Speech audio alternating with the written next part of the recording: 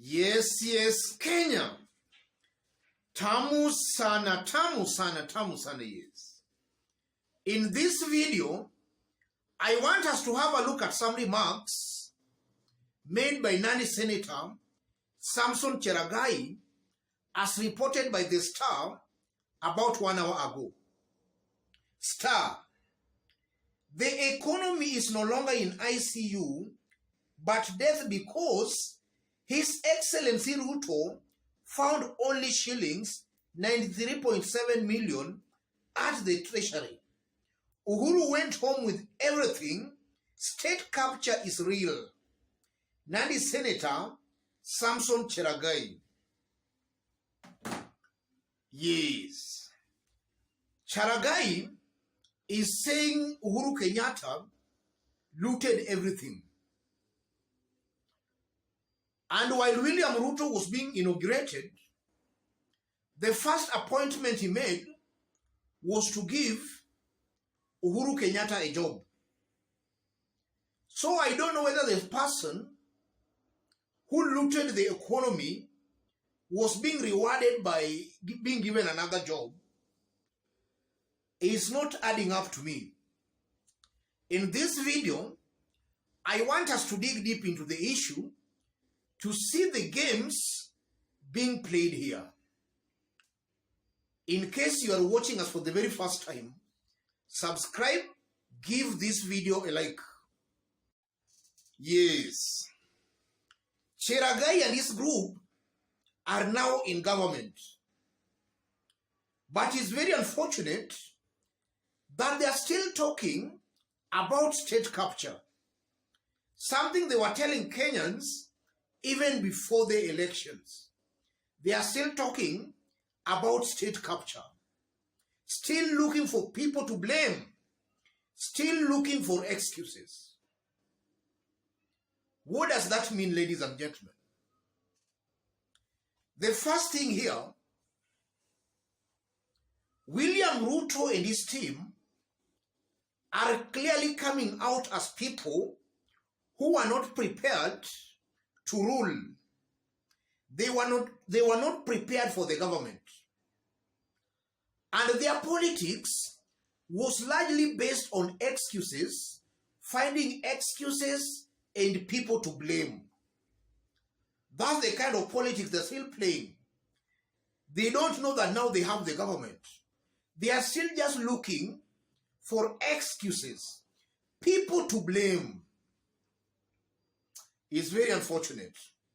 That's the first thing coming out very clearly. William Ruto and his team are still playing old politics of finding excuses and people to blame. That's what I'm seeing here. And then secondly, this is a confirmation that William Ruto's administration might not do much for Kenyans. This administration might not deliver. And I'm saying that based on those remarks by Samson Cherargei. He's saying that the economy is now not even in ICU, but it's dead. That's an admission that they're not going to deliver.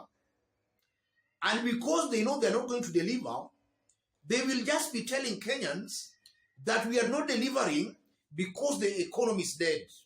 It's not us who has killed the economy. We have not killed the economy. The economy was killed even before we came in. That's an admission that this regime most likely will not deliver. So they just want to still play pinky-ponky games with Kenyans. That's also something I'm seeing coming out very clearly. And also those remarks can mean that there might be a sinister plot to loot funds from public coffers. There must be, or there might be, a plot to loot funds in government, and then they blame it on the regime that went. They blame it on Uhuru Kenyatta's regime. Like now he's even quoting figures that there is only this amount left in the treasury. This might just be clever games here, all schemes to loot public funds, and then they say that they only found this in the treasury. And this is why I've always maintained in this forum that choices have got consequences. If Kenyans saw it fit to elect William Samoei Ruto, then so be it. He is the president. And another funny bit of it is that those who elected William Ruto are the ones who are really complaining with loud voices. Today, Matatu Owners Association from the mountain announced that they are increasing fare prices. And some few days ago, we have been seeing William Ruto supporters, especially on the mountain, complaining about high cost of living. Just some few days ago, border riders in Embu were complaining, and likely a good number of those who voted for William Samoei Ruto are complaining. On the other hand, Raila supporters are celebrating and urging the government to even increase fuel prices. So it's coming out clearly, ladies and gentlemen, that the country is divided. There are those who are completely blind, they're not seeing things properly. And that might be the reason why Kenya is where they are. But if this kind of a situation continues, then it spells doom, for William Ruto. Because I don't think Kenyans will take this for far much too longer. Kenyans might persevere just for a duration or a period, but it can reach the elasticity limit where Kenyans can now say enough is enough. Yes, because if things continue the way they are continuing, life is becoming hard. The same government that is expected to address the issues are also blaming the government that went.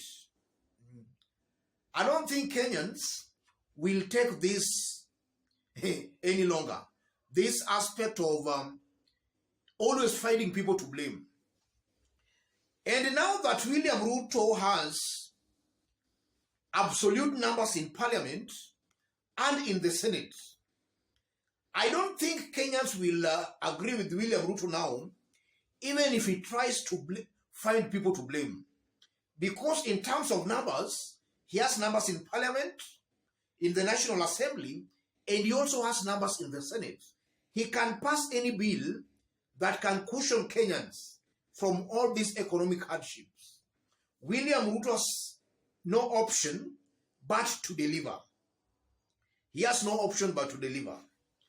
And it also beats logic, because yesterday, Oscar Sudi arrived at an Naivasha meeting on Kenya Airways, on a Kenya Army chopper. Yes, Kenya Army chopper. He arrived for the meeting using the chopper. And if you look at Oscar Sudi, the way he posted yesterday, he was saying that freedom has come. So you are seeing that the ruling class, the political class, they have the freedom. But now down here, the hustlers, the mama mboga, the boda, that freedom has even eluded them. Even the freedom they used to get has also been taken away from them. So it's clear beyond any reasonable doubt that the freedom Kenya Kwanza were talking about was freedom for the leaders and not for the people. The mama mboga, the boda, the hustlers. It was a freedom for the hustlers. And now I think I've been vindicated, because along I used to state here that